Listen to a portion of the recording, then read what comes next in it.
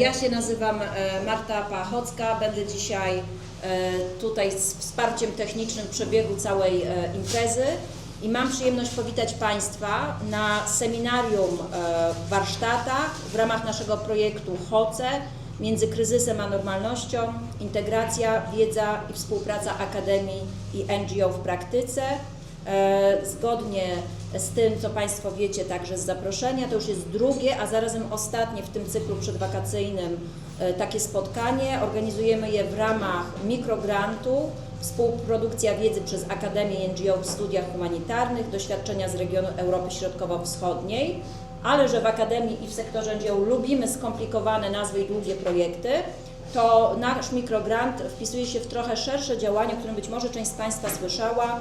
To jest Obserwatorium Humanitarne Europy Środkowo-Wschodniej, stąd skrót HOCE, Humanitarian Observatory for Central and Eastern Europe.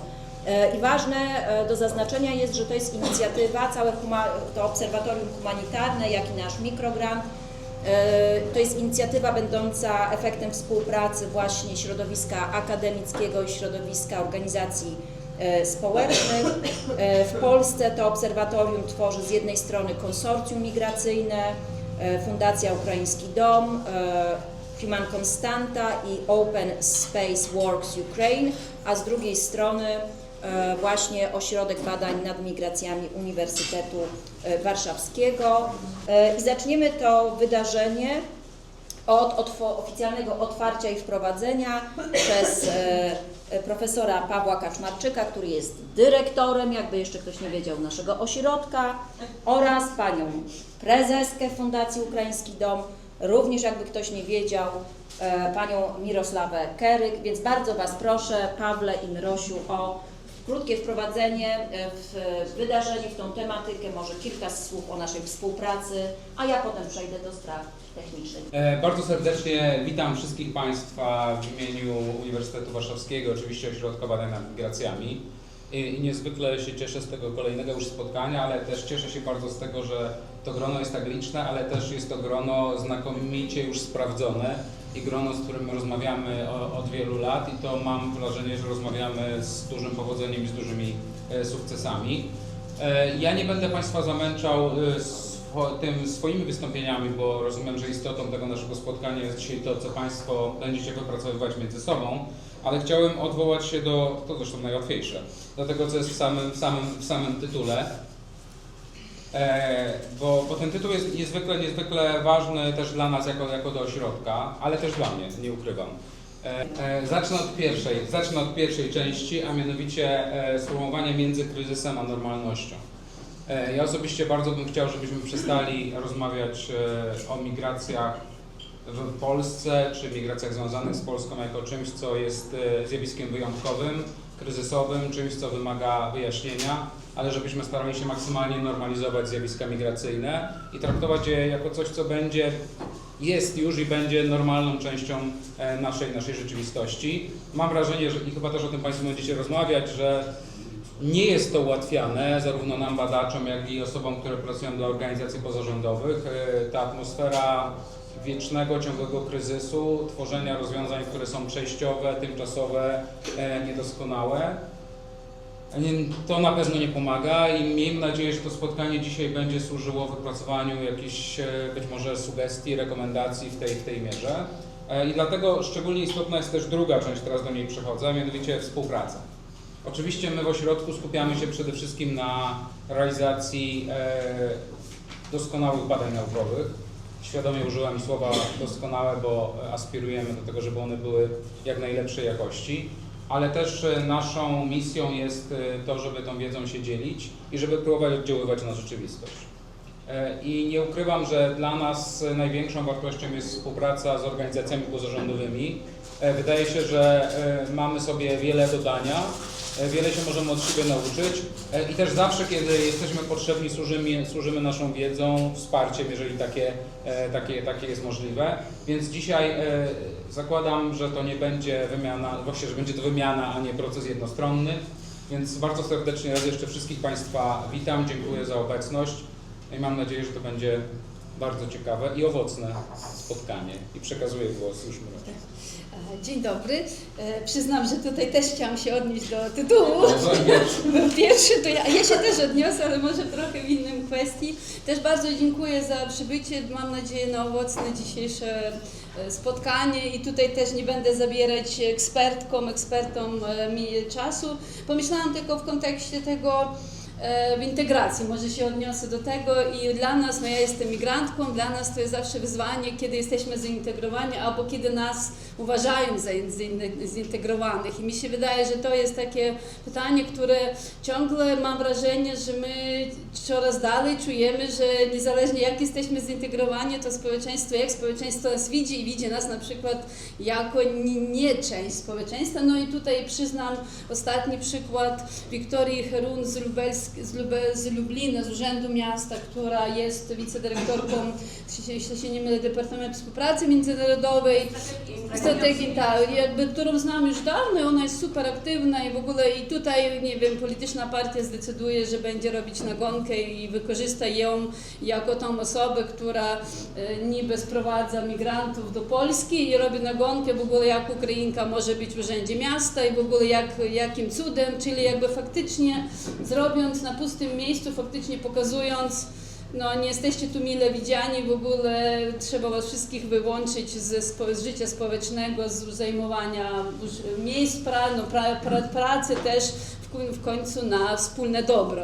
Jak polska konstytucja mówi, mieszkańcy miasta czy miejscowości to są wszyscy mieszkańcy, nie tylko obywatele polskie i tutaj akurat w miarę, jeśli mówiąc o konstytucji, no jesteśmy częścią społeczności lokalnej i niestety jakby tu jest duże wyzwanie właśnie i też i badawcze, ale też właśnie co trzeba zrobić, w jaki sposób przeciwdziałać takim sytuacjom, żeby w jakimś chwili, w jakimś momencie nie stać się właśnie taką osobą, którą się szkaluje za to, że człowiek pracuje właśnie na dobro Polski, bo pracuje w Polsce na dobro tej lokalności. Także mi się wydaje, że to jest dużo działań jakby po naszej stronie NGO-sowej, akademickiej. No niestety też pewnie są potrzebne nasze wspólne działania na jakiekolwiek zwalczania, przeciwdziałania takim sytuacjom pracy też w kontekście, może pytanie, co robić, jeśli chodzi o społeczności lokalne, żeby jednak zwalczać tę wiarę w stereotypy, w nakręcanie. To jest duże wyzwanie, ale może jak myślimy o całym kraju jest to trudne, ale może jak pomyślimy o miejscowościach konkretnych, to może to jednak jest do zrobienia. I są te ludzie, których znamy, z którymi możemy porozmawiać i jakoś ich przekonać. Także to tylko tak bardziej pytania niż odpowiedzi, ale mam nadzieję, że dzisiaj będzie możliwość posłuchać, porozmawiać też na te tematy. I jeszcze raz dziękuję za Paweł, Tobie i Ośrodkowi Badań nad Migracjami za współpracę. Dużo się wspólnie różnych rzeczy dzieje i mam nadzieję na dobrą dalej przyszłość. Dziękuję. Bardzo dziękuję. W zasadzie to, co powiedział Paweł i co powiedziała Myrosia, wpisuje się, a jest powiązane oczywiście z tytułem, w to, jak mamy od strony tematycznej zorganizowane dwie kolejne części. Po konsultacjach wewnętrznych właśnie z naszymi kolegami z Domu Ukraińskiego postanowiliśmy iść w taki format krótszych dwóch segmentów z dwoma stanowiskami, żeby zawsze był jeden głos z akademii, jeden z NGO w różnej konstelacji, przy uwzględnieniu dwóch tematów, które w naszym zdaniem i w ramach obserwatorium, ale i tej naszej współpracy wydają się równie istotne i nie myliliśmy się w świetle tego, co widzimy. Zaczniemy od sesji pierwszej, zaprojektowanej na 45 minut. Integracja w kontekście postkryzysowym, gdzie chcemy zobaczyć, jak zmienia się krajobraz integracji właśnie obywateli, obywatelek Ukrainy będących w Polsce, kiedy tak naprawdę trudno powiedzieć, na jakim etapie sytuacji nadzwyczajnej czy też kryzysu jesteśmy. Bo z jednej strony widzimy i na poziomie Unii Europejskiej, i na poziomie państwa członkowskiego, jakim jest Polska, ruchy w stronę przechodzenia czy rekomendowania rozwiązań prawnych na przejście ze statusu ochronnego, czyli ochrony czasowej w inne formy i podstawy pobytowe, ale z drugiej strony wciąż nie mamy odpowiedzi, czy i kiedy i na jakich zasadach pełnoskalowa wojna dobiegnie końca, i jakie będą też ostatecznie decyzje powrotowe, prawda? Czyli czy jest to już kryzys, pokryzys, czy wciąż ten kryzys trwający? No i także jak wygląda dzisiejsze funkcjonowanie społeczności dość licznej, pierwszej społeczności cudzoziemskiej w Polsce, czyli obywateli Ukrainy w naszym środowisku, co wiemy, co jako organizacje społeczne badamy, czego doświadczamy, to samo po stronie nas jako akademików. I właśnie te wszystkie tematy wpiszą się w ten pierwszy blok i chciałabym zaprosić do stołu dwie nasze koleżanki, Oksanę Pestrykową, która jest dyrektorem Centrum Wsparcia Fundacji Ukraiński Dom i członkinią zarządu, oraz dr Karolinę Podgórską, naszą koleżankę z Uniwersytetu Marii Curie-Skłodowskiej, która jest kierowniczką WIPLAB-u, pracuje w Instytucie Socjologii, ale także współpracuje ze współkierowanym przeze mnie Laboratorium Polityk Migracyjnych Miast i Regionów. Zaczynamy od wypowiedzi głosu NGO, a następnie komentarza z perspektywy sektora akademickiego. So, my ladies, the floor is yours, a podział czasu w Waszych rękach. Dziękuję. Najpierw chciałabym podziękować za taką możliwość w ogóle przedstawić jakby punkt widzenia naszej organizacji, zwłaszcza, że temat integracji jest trudny z jednej strony. Jak mówimy o integracji, to też nie do końca zdajemy sobie sprawę, o czym mówimy, też zależy od perspektywy i na przykład naszej fundacji, i też od perspektywy naszych beneficjentów. Ja koordynuję działania Centrum Wsparcia, więc na co dzień mam do czynienia z ludźmi, którzy przychodzą do nas o różnego rodzaju rady, wsparcie, pomoc. I tak naprawdę chciałabym przedstawić trochę ich perspektywę i też jakby nasze działania na tym polu. I przedwczoraj, kiedy zastanawiałam się w ogóle jakby o czym powiedzieć, kiedy chodzi o integrację, czyli jak to postrzegamy, to zauważyłam, że jakby czy w ogóle ten temat istnieje wśród cudzoziemców, wśród migrantów, nie tylko jakby środowiska akademickiego, nie tylko środowiska NGO, ale jakby powiedzmy tak zwykłej osoby, czy w ogóle zastanawia się nad tym. Postarałam się też przyjrzeć się temu, jakby jak planują swój pobyt dalej, no bo od tego zależy, w jakim kierunku będą działać.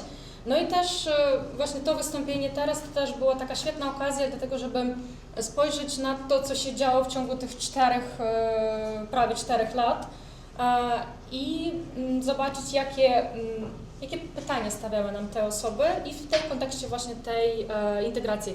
Będę korzystała z notatki, ponieważ jak chodzi o naszych beneficjentów, o nasze działania, no to niestety czasem mogę odejść do takich przykładów i właśnie nie pilnować czasu.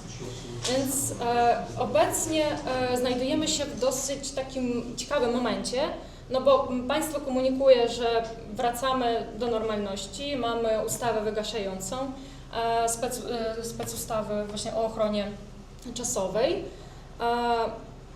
Stopniowo wygaszane są te działania kryzysowe i jakby mielibyśmy przejść do etapu integracji. Jednak z perspektywy samych beneficjentów sytuacja często wygląda inaczej, no bo wojna nadal trwa i oczywiście jak mówię o obywatelach pod ochroną czasową, obywateli Ukrainy, no to najczęściej mówię o tę kategorię osób, która przychodzi do nas, więc to też dosyć ważne, ponieważ zawsze na różnych wystąpieniach podkreślamy, że obywateli Ukrainy to jest grupa bardzo liczna, dosyć zróżnicowana, więc tu moja perspektywa będzie troszeczkę jakby nie przedstawiała wszystkich, powiem tak. W pierwszym roku po wybuchu wojny temat integracji moim zdaniem praktycznie nie funkcjonował ani w debacie publicznej, ani w działaniach państwa właśnie wobec tak licznej grupy cudzoziemców.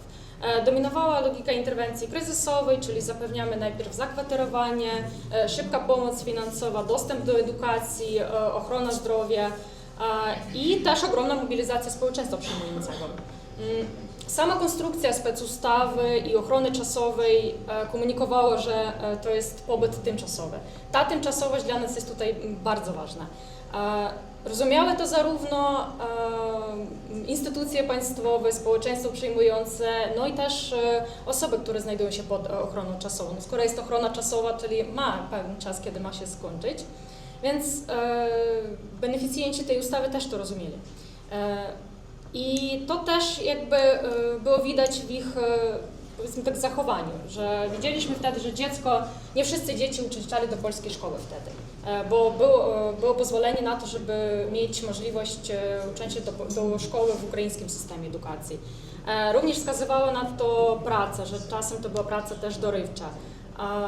Też zmiany kraju ochrony czasowej, które też wśród naszych beneficjentów były dosyć częste. Jedyną, powiedzmy tak, trochę anomalią dla nas było to, że język polski. Było bardzo ogromne zainteresowanie językiem polskim od samego początku. Jak wiadomo, że w procesie integracji język jest jednym z kluczowych elementów i tutaj postrzegaliśmy, że nasze kursy językowe, no to od samego początku my mamy zawsze wypełnione grupy. Kolejne nowelizacje specustawy również jakby wzmacniały ten przekaz, że to jest sytuacja przejściowa, a nie długofalowa. I analizując właśnie te wszystkie zmiany i ten cały czas, to zastanawiam się nad tym pytaniem, od jakiego czasu nasi beneficjenci, osoby pod ochroną czasową zaczynają zastanawiać się nad tym, czy wracam, czy zostaję, bo to pytanie było podejmowane mimo tego, że trwa wojna, mimo tego, że dużo osób pochodzi z terenów okupowanych, to pytanie pozostawało. Te pytania można było zobaczyć w tym, jak pytają o ścieżkę legalizacji pobytu, o tym, na przykład jakie miasto wybrać, gdzie zamieszkać i tak dalej. Czyli coś, co wskazywało już na to, że część osób planuje tutaj pobyt. Nawet od samego początku mieliśmy pytanie, w jaki sposób dojść do obywatelstwa. W sensie, że jakby niestety nie mam statystyk, byłoby dobrze tu pokazać statystyczne, ile jest takich osób, ale to trudno policzyć niestety. I najpierw pomyślałam, że takim momentem, kiedy ludzie zaczynają myśleć o tym, czy pozostaje, czy nie, było to wprowadzenie możliwości składania wniosków o zezwolenie na pobyt czasowy. To było w kwietniu 2023 roku.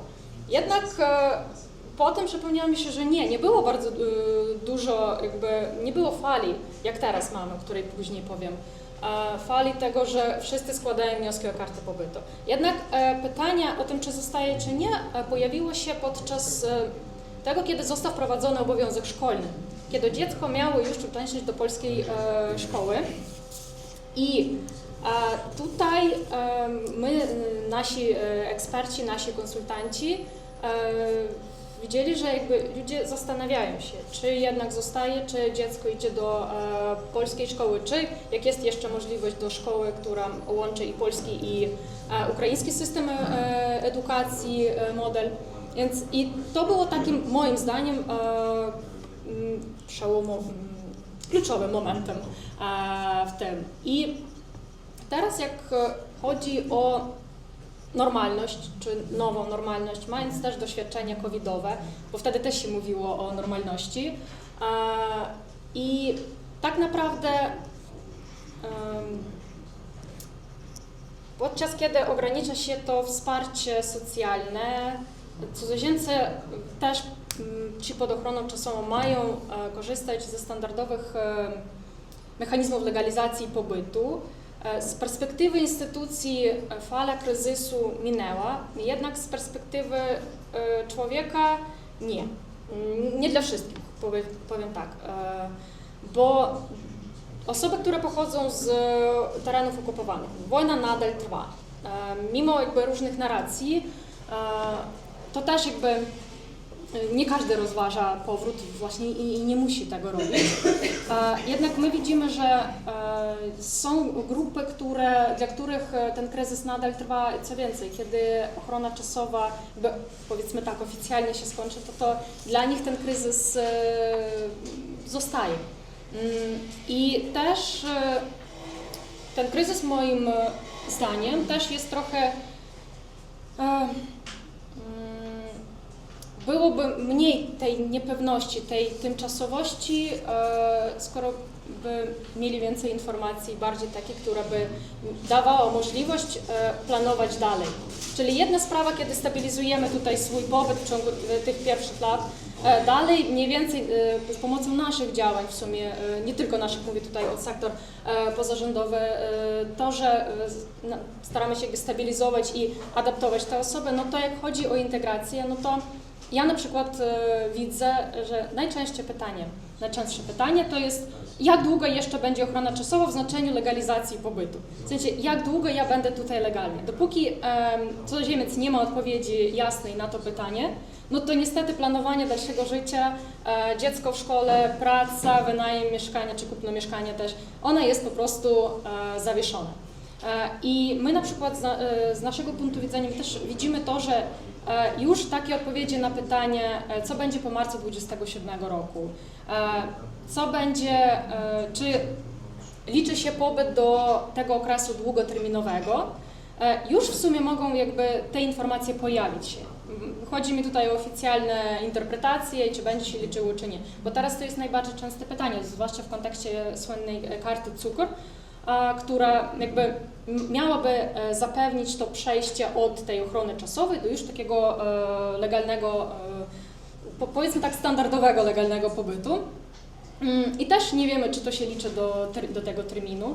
I wśród naszych beneficjentów jest takie pytanie, czy ja mam iść właśnie tą drogą karty cukor, czy innego, czy w ogóle zmienić kraj pochodzenia. To też jakby kraj ochrony czasowej, przepraszam.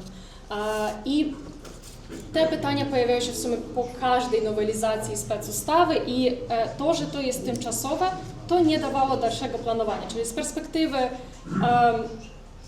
obywatele Ukrainy pod ochroną czasową, w sumie nie tylko, planowania dalsze i mówienie o integracji jest trochę trudne, mówiąc tak. I teraz jak chodzi o karty cukor, też widzimy, że to rozwiązanie nie do końca będzie sprzyjało tej integracji, czyli nie dla wszystkich grup, bo widzimy, że są grupy, które dla nich będzie z integracją będzie trudno, co byśmy nie rozumieli pod tym pojęciem. Widzimy, że karty cukor nie traktują jako coś, co wywodzi osobę że osoba wychodzi pod ochronę czasową, a przechodzi na takie normalne tory, a to, że to jest po prostu kontynuacja ochrony czasowej. To moim zdaniem, zdaniem naszych pracowników, to jest wyzwanie i tu jest zagrożenie trochę. Bo w sumie jak chodzi o taką legalizację pobytu, to jest czas 3 lat. Czy wystarczy tego na integrację? W sumie chyba, bo możemy mieć tutaj bardzo różne odpowiedzi. Zwłaszcza jak chodzi o osoby w kategorii grup wrażliwych, czyli seniorzy, osoby z niepełnosprawnością. Wiemy, że w polityce integracyjnej, w planach integracyjnych niestety te osoby nie są uwzględnione. I dla nich na przykład te 3 lata, czy mogą wykorzystać po prostu, żeby być tutaj, powiedzmy tak, nie wyjeżdżać do Ukrainy, czy jednak skorzystać z tego, żeby,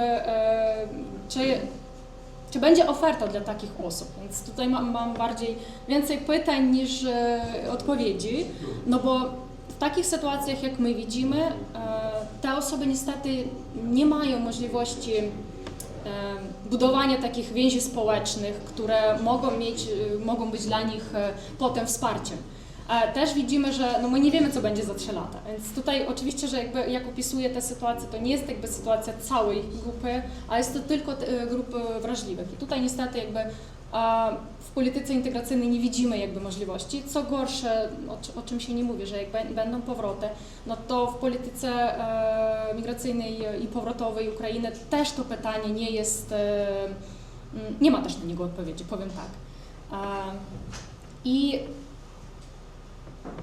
właśnie też, co widzimy z tej grupy wrażliwej, żeby skończyć temat grup wrażliwych, to my widzimy z naszego doświadczenia, że osoby w wieku starszym na przykład, one są bardzo otwarte na takie działania integracyjno-kulturalne, tylko że dla nich powinna być oferta i tu właśnie widzimy, że tu może być to pole jakby do integracji.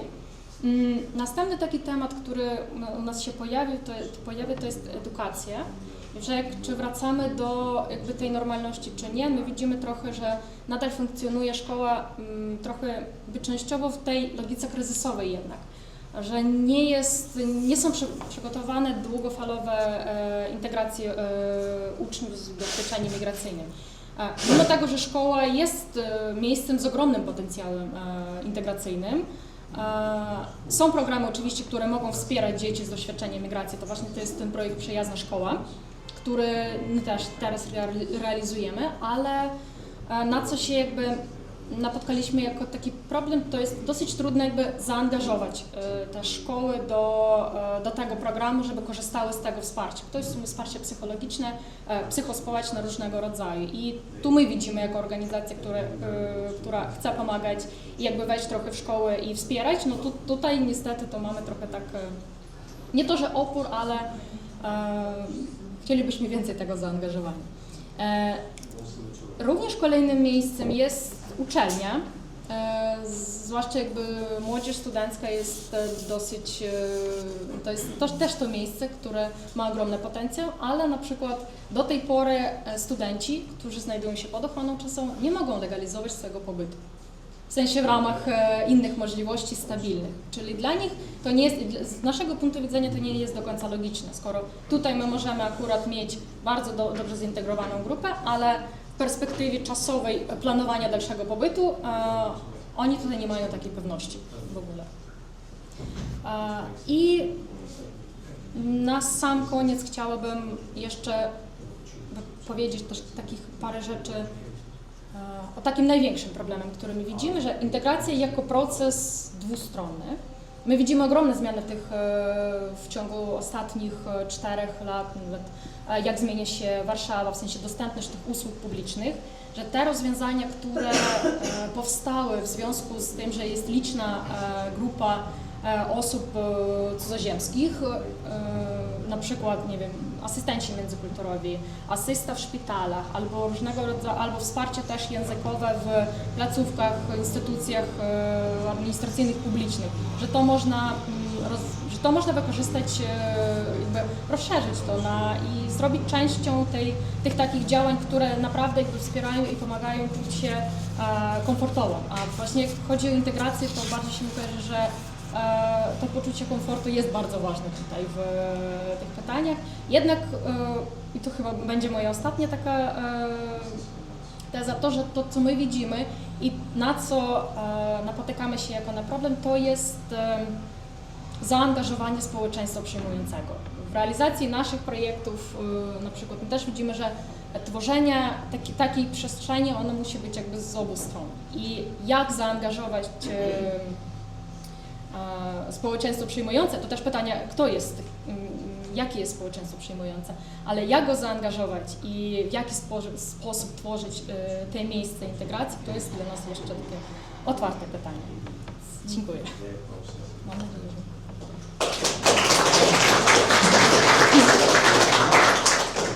Ja bardzo dziękuję za tę wypowiedź, tak szybko poszło. Mamy jeszcze trochę czasu. Ja również bardzo dziękuję za zaproszenie organizatorom. Jest mi bardzo miło, że mogę się z Państwem spotkać i też trochę porozmawiać a propos tego, co mówiłaś, ale ja może cofnę się na taki metapoziom za chwileczkę. Ja przyjechałam do Państwa z Lublina, tak się składa, więc sobie nie daruję i trochę o tym Lublinie też opowiem, ale to w drugiej części. Natomiast na początek tylko chciałam powiedzieć, że czytając opis sesji, tak jak już się odnosimy do tych tytułów, to ja nie tyle do tytułu, co do opisu chciałabym najpierw nawiązać, bo jednym z pytań, na które ta nasza rozmowa miała odpowiadać, czy i w jaki sposób kontekst postkryzysowy, czy kryzysu przedłużonego wpływa na to, jak badamy, projektujemy, wdrażamy i postulujemy polityki integracyjne. No i przygotowując się do tej wypowiedzi, zadałam sobie pytanie, jak my to robimy.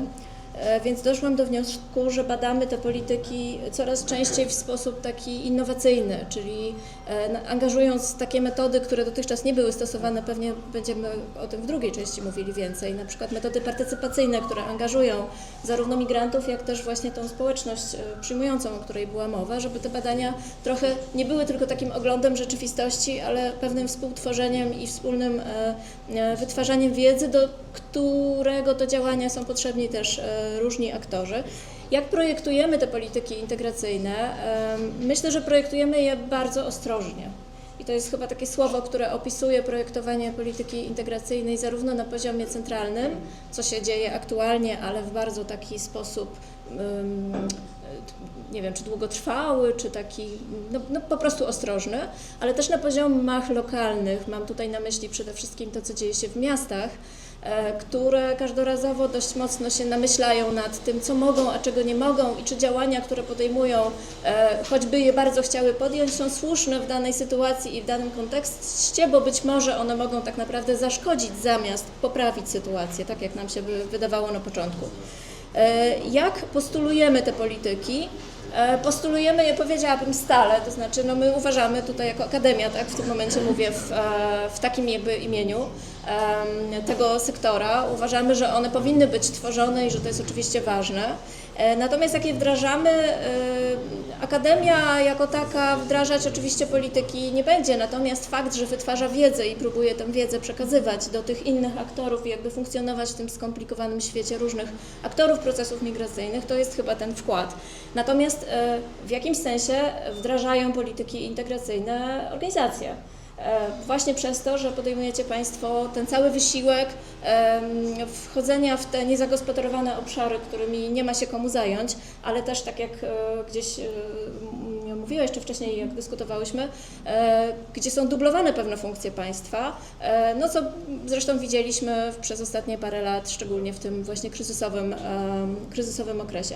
I teraz przechodząc do takiego krótkiego komentarza treści wystąpienia, to ja bym chciała przede wszystkim podkreślić to, co już zresztą zostało powiedziane we wstępie do całego wydarzenia dzisiaj, rolę NGO-sów, która jest oczywiście bezprecedensowa i mam wrażenie, że to jest trochę taka awangarda właśnie tworzenia rozwiązań różnego rodzaju, bo faktycznie Państwo w tych organizacjach jesteście tym aktorem, który najlepiej zna potrzeby, no bo pracuje z tymi osobami. Akademia to może wybadać, natomiast Wy to macie jakby z praktyki i to jest absolutnie bezcenne.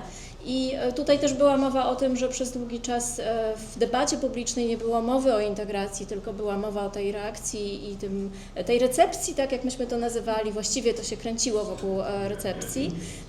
Natomiast zarówno NGOs, jak i Akademia to były te podmioty, które no od początku właściwie, czy bardzo szybko zaczęły mówić o integracji i zgłaszać, że to tak nie może wyglądać, tak, że trzeba trochę pójść do przodu i pewne rzeczy przewidywać i myśleć bardziej strategicznie.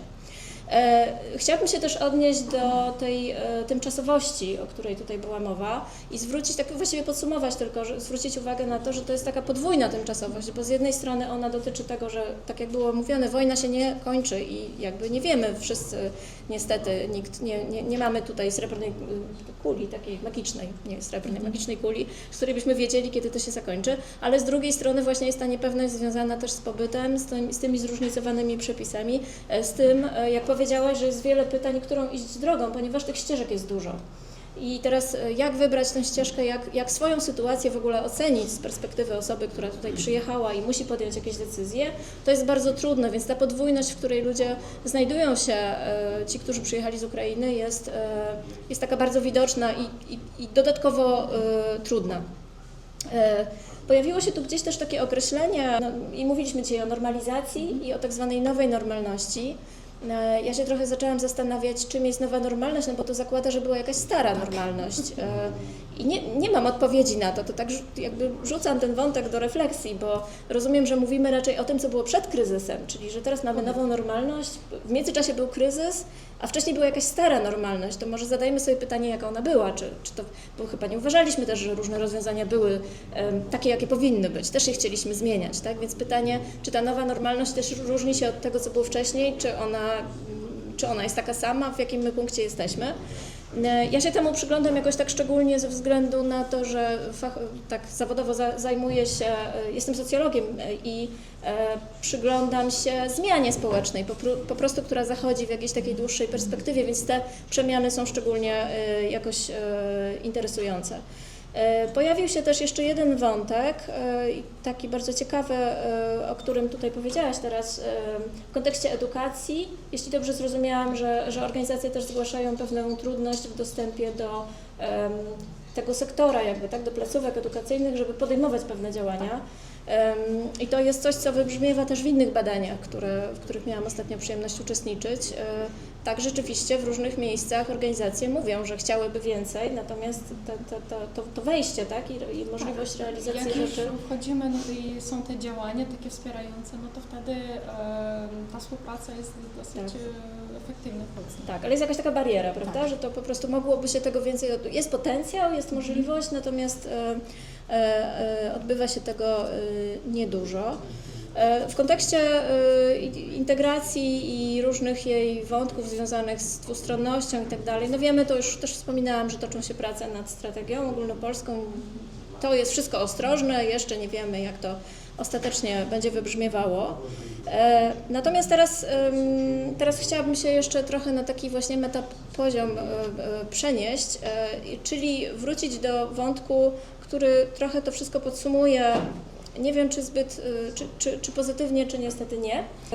Mianowicie ta sytuacja, o której wspomniano wcześniej, która wydarzyła się w Lublinie, czy wydarza się, jesteśmy jej świadkami. Ja Państwu troszkę tak bardzo krótko opowiem, bo to dzisiaj padło, ale tam jest trochę więcej wątków i chciałabym to wyjaśnić.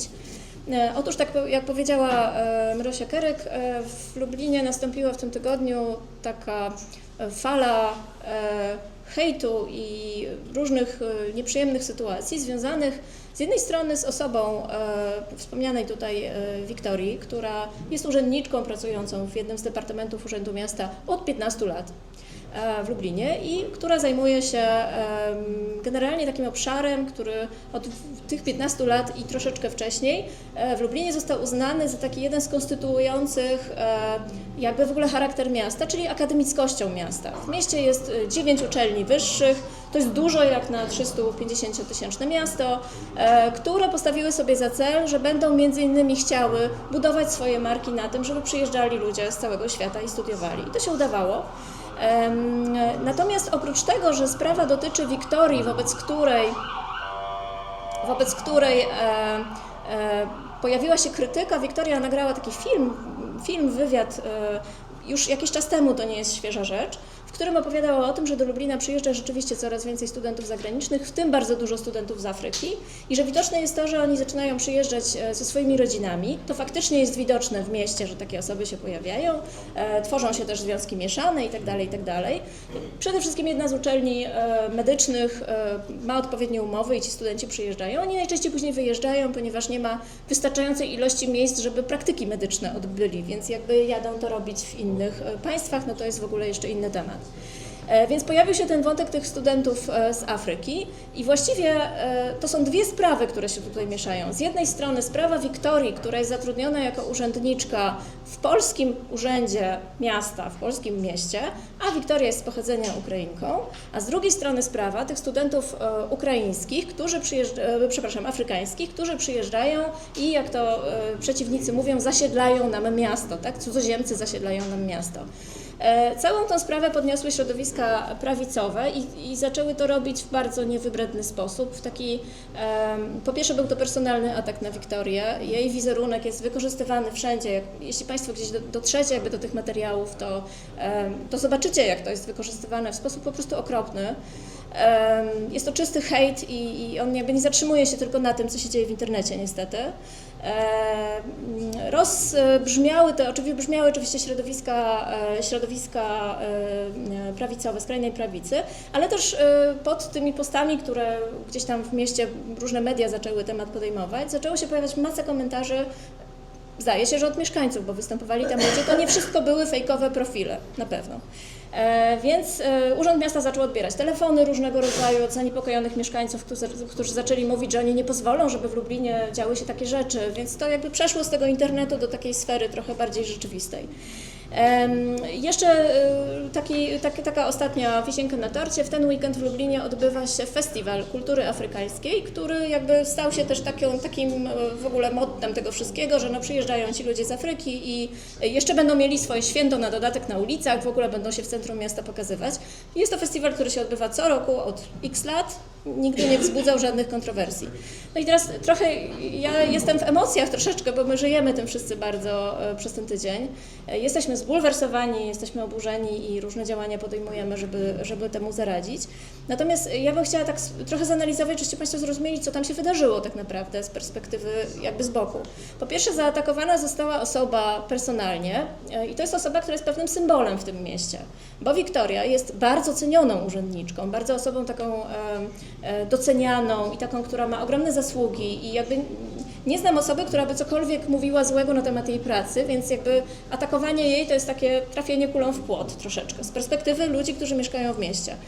Po drugie, jest to atak na temat związany ze studentami zagranicznymi, który jak dotąd wydawał się w Lublinie takim raczej bezpiecznym wątkiem. To znaczy, jak mówiono o obecności migrantów różnych, czy to migrantów z Ukrainy, czy migrantów skądkolwiek, jeżeli wchodził temat studentów zagranicznych, to raczej się wszyscy zgadzali, że to jest w porządku, no bo przyjeżdżają i jakby dobrze te nasze uczelnie na tym korzystają. To jest pierwsza taka sytuacja, kiedy się, poza oczywiście kwestiami zmian w przepisach ostatnich, które dotknęły wszystkich i jakoś to się odbiło na różnych uczelniach, ale to jest pierwsza taka sytuacja, kiedy się tak mocno hejtuje właściwie temat związany z obecnością po prostu studentów.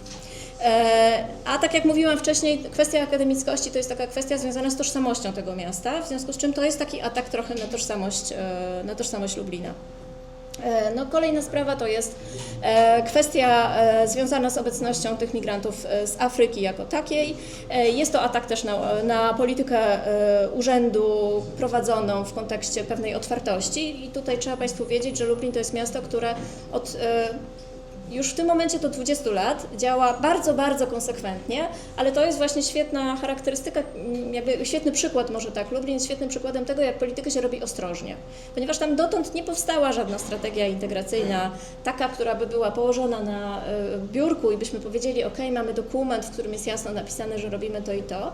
Natomiast działań, które dotyczą integracji, wielokulturowości i takiego dialogu w mieście, od tych 20 lat było bardzo, bardzo dużo i ten dorobek jest ogromnie bogaty i zasadniczo do tej pory raczej w mieście panowała zgoda co do tego, że to jest po prostu taki kierunek rozumiany sam przez się. Nikt tego w ogóle nie kwestionował, szczególnie jeśli chodzi właśnie o studentów zagranicznych, że to po prostu może być w ogóle jakaś oś niezgody i cokolwiek złego może to powodować.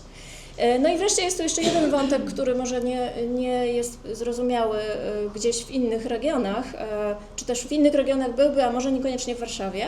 Cała ta sprawa się zaczęła od wypowiedzi wicemarszałka Bosaka, za którą poszły wypowiedzi innych osób z prawicy, natomiast chodzi o to, że to się pojawiło na poziomie centralnym. I wielu mieszkańców Lublina oburzonych tą sytuacją mówi, no ale jak to ktoś tam z centrum będzie nam mówił, co my mamy robić tutaj w mieście u siebie. I dlaczego o tym mówię?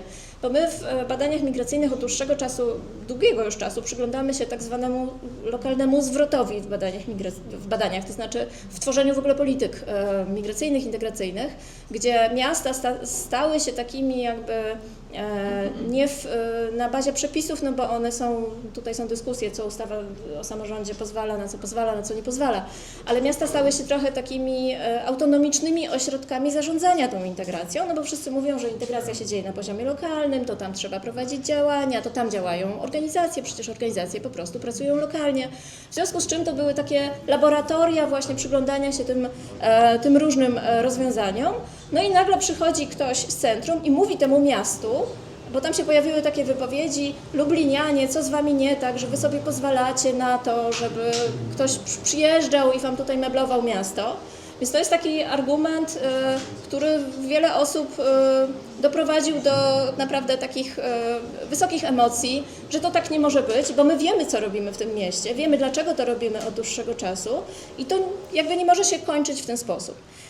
Ale już zmierzając do konkluzji, będę starała się to podsumować taką właśnie niestety niefajną konkluzją, bo ja się zastanawiam po całym tym tygodniu rozmów z różnymi moimi też współpracownikami z uniwersytetu i z miasta, z którym współpracowaliśmy bardzo też badawczo, intensywnie i dalej współpracujemy. W Lublinie jest ogromna sieć osób i instytucji, które się tym tematem zajmują, jakby próbując go rozwijać i idąc w tą stronę, o której mówił Pan Dyrektor na początku, żebyśmy byli jakby od tego, żeby wspierać tego rodzaju działania. Natomiast ja się zastanawiam, jak my w ogóle mamy rozmawiać o integracji w sytuacji, kiedy to nie jest dyskusja o tym, czy integrować, czy asymilować, Tylko to jest dyskusja, która jest sprowadzona do poziomu, czy tu w ogóle mają być jacykolwiek migranci, czy w ogóle ma ich nie być. No i wydaje mi się tą smutną konkluzją, ale mam nadzieję, że Państwo macie swoje przemyślenia na ten temat i wyjdziemy stąd jakby z dobrą konkluzją. Dziękuję. Mogę mieć pytanie, bo niestety muszę za chwilę zniknąć, a czy jest coś, co według Ciebie możemy zrobić w tej sytuacji? To znaczy tak, tam zaraz szybciutko oczywiście pojawiła się reakcja części urzędników z miasta. Nie pojawił się prezydent. My wszyscy wiemy, że to oczywiście ma polityczne podłoże, tak? Nie pojawił się prezydent, który przebywa na zwolnieniu lekarskim od dłuższego czasu, więc on w ogóle nie występuje w tej chwili w mediach. Natomiast pojawił się jego zastępca i pojawili się wszyscy rektorzy uczelni wyższych, którzy natychmiast wydali oświadczenie, że oni są przeciwko, potępiają, a także zostały podane dane realne, ile jest studentów, ile jest tych studentów z Afryki. Wszystko sobie to można zobaczyć, przeczytać, jakby wszyscy wiedzą. To nie są też tajemne dane. Oczywiście, jakby ktoś chciał z tego skorzystać na początku tej całej debaty i wyciągnąć jakieś realne informacje, to wszystko leżało na stole, tak? Bo są dostępne różnego rodzaju raporty, są dostępne raporty z administracji, są dostępne nasze badania, można korzystać. Więc wydaje mi się, że to, co musi być zrobione, to znaczy, żeby tą pierwszą reakcją było przekazanie wiedzy, bo to zawsze powinno być i to jest. Natomiast ten poziom dyskusji wszedł na taki poziom, stał się tak emocjonalny, że mnie się wydaje, że jedyne co to teraz rzeczywiście emocjonalnie trzeba w to uderzać. Natomiast nie wiem jak, nie mam pomysłu, ponieważ oczywiście to też potem jest argument, że to jest woda na młyn, prawda, i ta dyskusja tylko podbija zasięgi i to się toczy coraz dalej. No my oczywiście zgłaszamy mowę nienawiści, czytamy te komentarze, nie wiem, na Facebooku, prawda, więc tam oczywiście wszyscy robią co trzeba. Natomiast jako akademia, nie wiem, może powinniśmy zabrać głos po prostu, mówiąc, że się na to nie zgadzamy zwyczajnie, żeby to nie ucichło gdzieś tam, bo oczywiście organizacja ta największa, która w Lublinie działa, czyli Homo Faber, bardzo szybko podjęła różnego rodzaju działania, wydali też oświadczenia. W tej chwili został taki film nagrany bardzo spontanicznie w jedno popołudnie z wypowiedzi bardzo wielu osób, które są z Lublinem związane, które mówiły, że się nie zgadzają na to, na tamto, więc to jakby funkcjonuje w przestrzeni. Obawiam się, że w bańce niestety, bo to są takie bańki, prawda, z zwolenników i choć wolę myśleć, że tam jest bańka, nie? Że my jesteśmy raczej w rzeczywistości, a bańka jest gdzie indziej. Ale trochę nie mam jednoznacznego pomysłu, może Państwo macie. A czy macie. eskalowanie tego tematu na poziom mediów ogólnopolskich to jest dobre czy złe rozwiązanie? Ja myślę, że dobre. Rozumiem, otwarta dyskusja na temat studentów zagranicznych w Polsce w mediach. No myślę, że tak, no bo takie argumenty... No ja nie jestem przekonana, zależy. Właśnie bo to nie jest takie oczywiste niestety. Tak jak mieliśmy przecież przepraszam, że się wtrącę, ale wcześniejsza dyskusja, pierwsza sesja nasza z HOCE dotyczyła właśnie dezinformacji, tak? I jakby to jest kolejny przejaw, tak jak Pański dom stał się obiektem ataku. Znaczy to są tak wyrafinowane teraz algorytmy, możliwości dopiero zwielokrotnienia tego hejtu. Rozumiesz, że to może być gorzej, więc jakby trzeba się zastanowić, tak? Tylko jeśli mamy algorytm odmienny, tak? Ale, znaczy wiedza, no nie wiem. Ja chciałam bardzo podziękować koleżankom za dyscyplinę lekko złamaną przez pana dyrektora ocen, ale nie, to jest bardzo zasadne, że ten temat podnosimy. Właśnie pan dyrektor ucieka. Ale nie, tak poważnie mówiąc, bardzo dziękuję dziewczyny, że w tym czasie się zmieściłyście. Mam nadzieję, że każda z Was powiedziała to, do czego chciała się odnieść, biorąc pod uwagę no nie tylko doświadczenia dotychczasowe, ale jak się okazuje czasami na agendę wchodzą nam tematy bieżące, które przy takich eventach możemy podnieść i otwarcie rozmawiać, a wiemy, że ślad po tym spotkaniu dzisiaj zostanie, nie boję się o tym otwarcie też mówić. Będziemy o tym mogli jeszcze podyskutować w tej części końcowej, którą właśnie też przeznaczamy na Państwa pytania i komentarze, tak w sposób kolektywny. Więc bardzo Wam dziękuję.